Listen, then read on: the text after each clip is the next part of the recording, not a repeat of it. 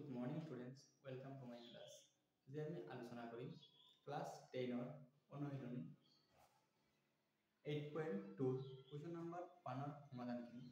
যদি তোমালোকে ভিডিঅ'টো চাই মেথছখিনি সমাধানখিনি ভালকৈ বুজি পোৱা তেন্তে চেনেলটো লাইক আৰু সাবস্ক্ৰাইব কৰি কমেন্ট কৰিবলৈ পাহৰি নাযাবা। বলা আমি সমাধানখিনি আৰম্ভ কৰোঁ। প্ৰথমতে দিয়া আছে যে কুৱেশ্যন 1 ত কৈছে তলত দিয়া সংখ্যাবিলাকৰ মান নিৰ্ণয় কৰা। ইয়াত আছিলে sin 60 cos 30 plus sin 30 cos 60 degree.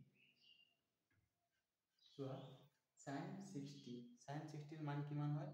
sin 60 ৰ মান হয় √3/2 into cos 30 কিমান হয়?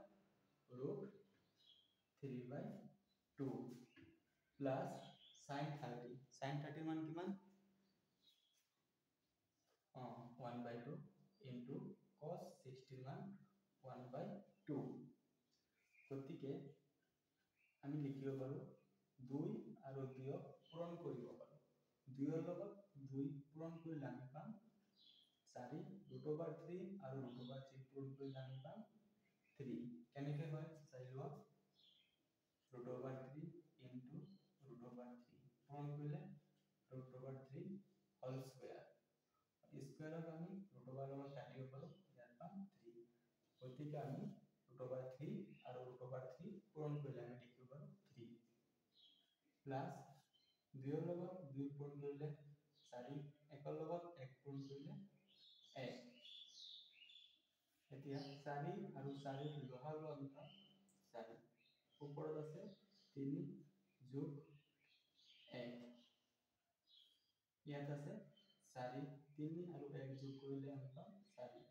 4 4 কটাকটি কৰিলে পোৱা যায় 1। এটো आंसर পাম আমি 1। বলা পিছৰটো সমাধান কৰো।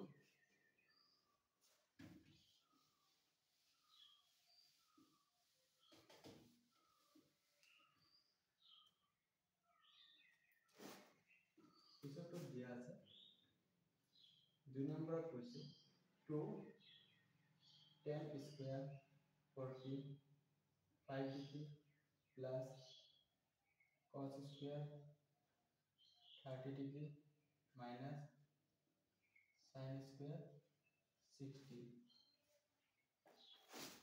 চোৱা এইটো কেনেকৈ সমাধান কৰিম।